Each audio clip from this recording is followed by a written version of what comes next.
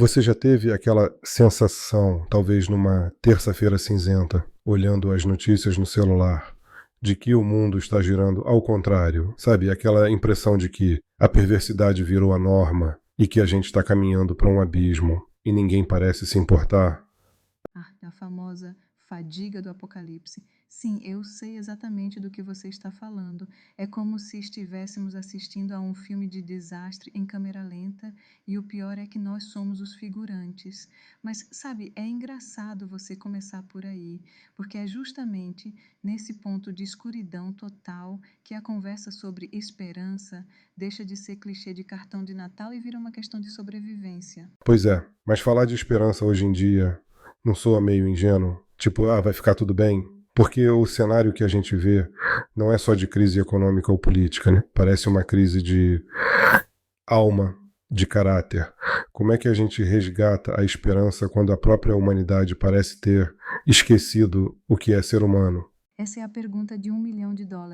Mas olha, eu acho que o primeiro passo é redefinir o que é esperança. A gente costuma achar que esperança é sentar no sofá e esperar que o futuro seja melhor. Isso não é esperança, isso é otimismo passivo. A esperança real, aquela que resgata valores, é um verbo de ação, é uma teimosia moral.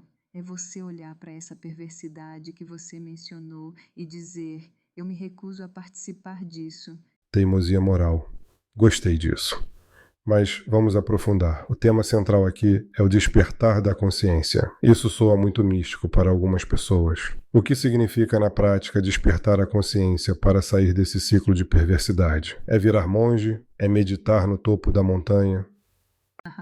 Não, definitivamente não precisa ir para a montanha, embora ajude a limpar a cabeça. Despertar a consciência nesse contexto de resgatar virtudes é sair do piloto automático. A perversidade, o mal, muitas vezes não vem de um vilão de desenho animado esfregando as mãos. Ela vem da inconsciência, da pessoa que passa por cima do outro no trânsito porque está atrasada e acha que o tempo dela vale mais. Do executivo que assina um papel que destrói um rio porque ele só está olhando a planilha de lucros. Despertar é perceber que cada ação sua tem um eco no todo. É ligar a luz num quarto escuro. Então você está dizendo que a perversidade é, na verdade, uma forma de sono profundo, uma desconexão? Exatamente. É uma desconexão da nossa essência. E aqui entra a parte que você mencionou sobre valores e virtudes alinhados à fé. E quando digo fé, não estou necessariamente falando de religião institucional, embora ela seja o caminho para muitos. Estou falando da fé como a certeza de que existe uma ordem superior, de que a vida não é um acidente biológico sem sentido. Quando você perde essa conexão com o algo maior, o outro vira apenas um obstáculo ou um recurso. Aí nasce a perversidade. Mas também há quem diga que são vasos vazios, fetos que tiveram as conexões cortadas, ou crianças que tiveram a essência devorada por algum mal infernal. Os pais precisam proteger seus filhos disso também. Faz sentido. Se eu não vejo o sagrado no outro, ou na vida, vale tudo. Mas como a gente faz esse resgate prático? Porque falar de valores humanos é bonito, mas a gente vive numa sociedade que premia a esperteza, o atalho, o levar vantagem. Como convencer alguém a ser virtuoso num mundo que parece recompensar o vício? Essa é a grande armadilha. Parece que o mundo recompensa o vício, mas isso é uma visão de curto prazo. O presente e futuro superior que a gente almeja não se constrói com atalhos. Vamos pensar em virtudes, não como regras chatas de etiqueta antiga, mas como tecnologias de convivência, honestidade, compaixão, coragem. São as ferramentas que impedem a sociedade de implodir. Para resgatar isso, a gente precisa parar de esperar que a mudança venha de um líder político ou de uma revolução externa. O resgate começa no micro.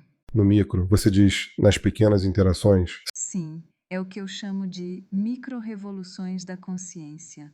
É quando você tem a oportunidade de ser desonesto e ninguém vai ver, mas você escolhe a integridade.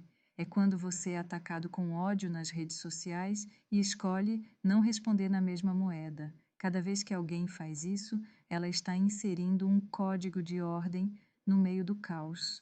E isso contagia. A virtude é tão contagiosa quanto o vírus da perversidade, só que a gente esqueceu como transmiti-la. É interessante você falar de contágio, porque às vezes eu sinto que as pessoas estão sedentas por isso. Elas estão cansadas do cinismo. Mas aí entra o medo. O medo de ser o único bobo que segue as regras enquanto todo mundo trapaceia. Como a fé entra para blindar a gente desse medo? A fé é o antídoto do medo. Se você acredita que existe uma justiça maior, ou uma lei de causa e efeito, ou um propósito divino, você para de se preocupar se está sendo bobo aos olhos do mundo. Você está jogando um jogo de longo prazo, um jogo eterno. A fé te dá a estrutura para segurar a onda quando ser ético custa caro. Porque, vamos ser honestos, às vezes custa caro, custa dinheiro, custa popularidade, mas o lucro é uma consciência tranquila e a construção desse tal futuro livre de perversidade.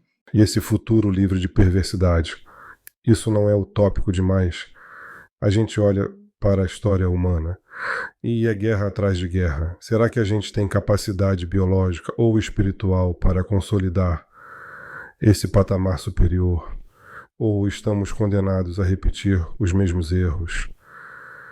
Olha, se a gente olhar só para o retrovisor, é desanimador mesmo. Mas a evolução não é uma linha reta. A consciência humana dá saltos.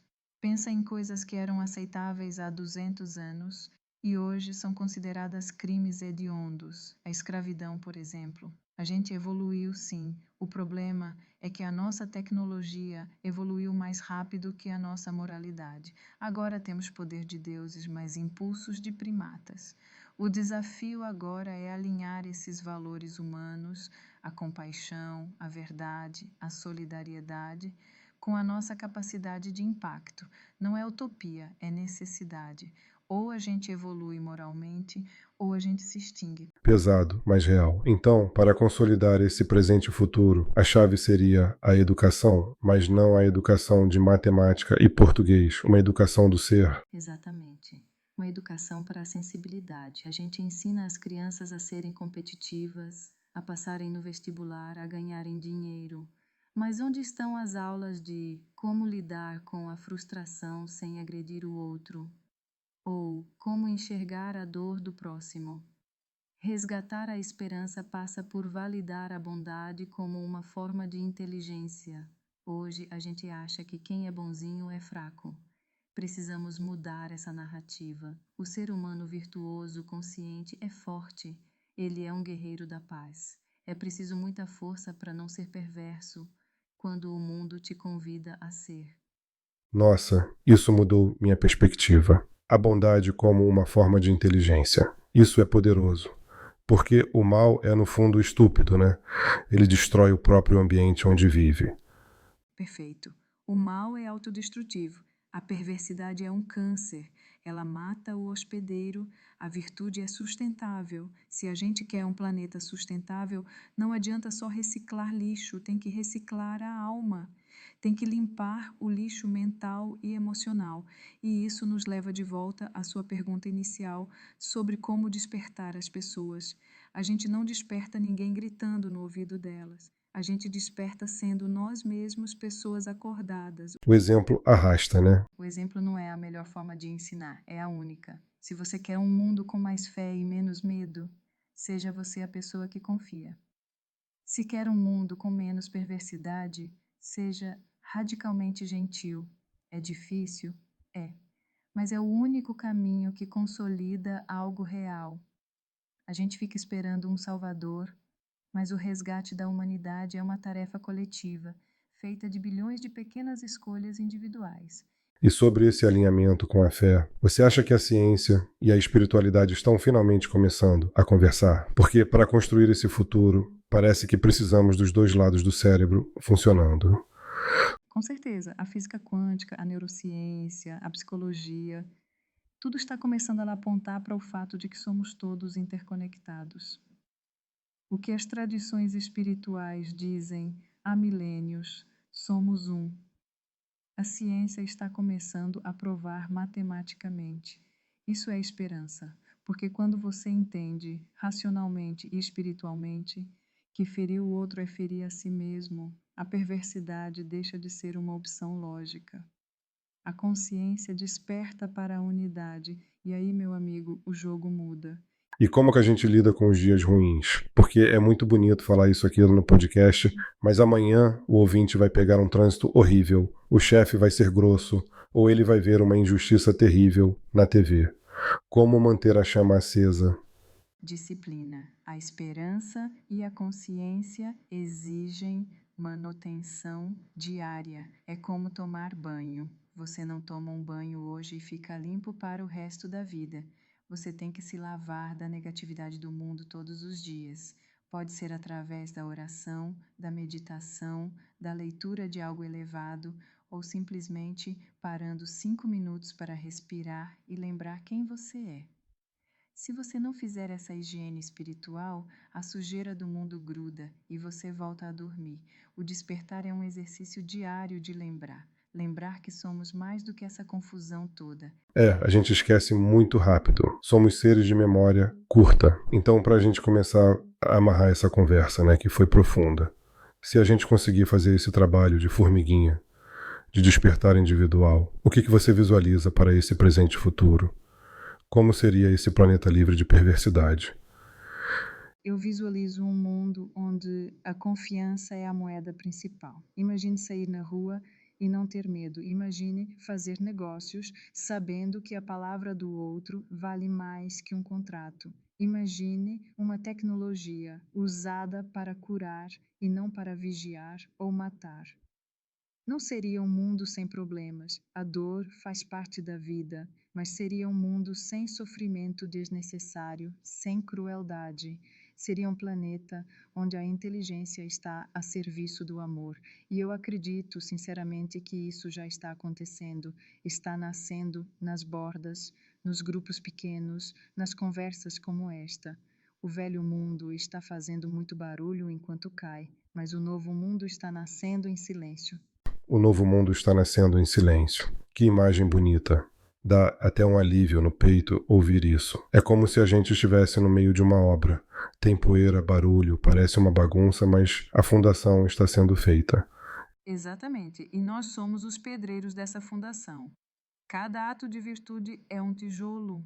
Não subestime o poder do seu tijolo. Incrível. Bom, chegamos ao fim do nosso tempo, mas acho que a reflexão que fica é gigantesca. A gente começou falando de um problema global e terminamos falando da responsabilidade individual. Não tem como fugir, né? O espelho é o ponto de partida. Sempre é. A chave da prisão está no nosso bolso. A gente só precisa ter a coragem de usá-la e abrir a porta. A esperança é essa chave. Para você que nos ouviu até aqui, fica o convite. Qual é a micro-revolução que você pode fazer hoje? Qual virtude você pode resgatar agora, na próxima hora, para ajudar a consolidar esse futuro superior? Não espere o mundo mudar. Comece o mundo que você quer ver. E lembre-se, a escuridão só existe onde a luz não chegou. Seja a luz. Até a próxima. Até a próxima, pessoal. Mantenham a fé e a consciência desperta. Sigam o canal e as redes sociais. Vamos manter a conversa viva. Tchau.